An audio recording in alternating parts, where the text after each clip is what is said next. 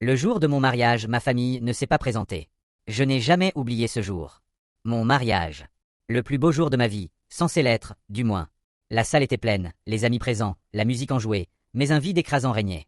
Pas de parents, pas de sœurs, pas de frères. Personne de ma famille. J'ai attendu, espérant chaque seconde les voir entrer, prétextant un retard, un imprévu.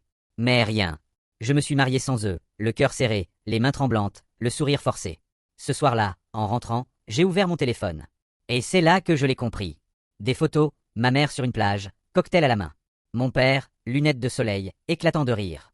Ma sœur posant devant une cascade, hashtag vacances parfaites, et hashtag Hawaï. À la même heure où je disais oui, eux, ils vivaient leur paradis à des milliers de kilomètres. Je n'ai rien dit. Pas tout de suite.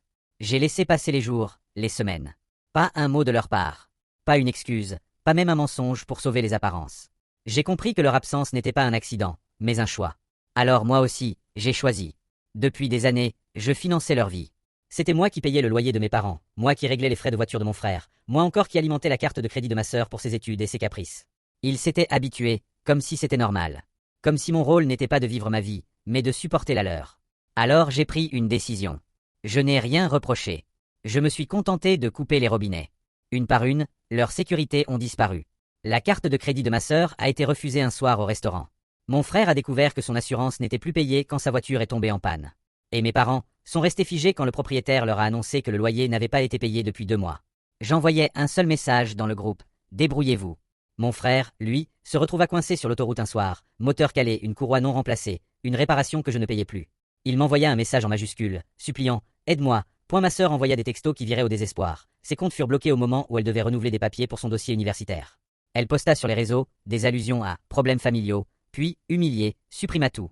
Un soir, au supermarché, elle sortit un billet froissé et se mit à compter chaque centime devant la caissière, le visage rouge, comme si elle cherchait un endroit où cacher sa honte. Ma mère m'appela furieuse. « Pourquoi nous fais-tu cela, honte est ta famille ?» La famille abandonne tel son fils le jour de son mariage. Silence, j'ai bloqué son numéro.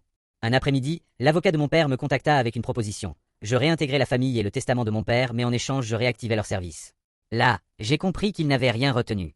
J'ai fait répondre par mon avocat. Contre-proposition. Vous retrouverez votre fierté le jour où vous comprendrez ce que veut dire le mot famille. Quelques mois plus tard, j'appris que mon frère vendit la vieille voiture pour payer les réparations. Ma sœur s'inscrivit à des emplois temporaires, et mes parents trouvèrent une petite chambre dans un foyer municipal. Ils apprirent à se débrouiller. Parfois, la vengeance a meilleur goût quand elle est servie avec sa touche d'amertume.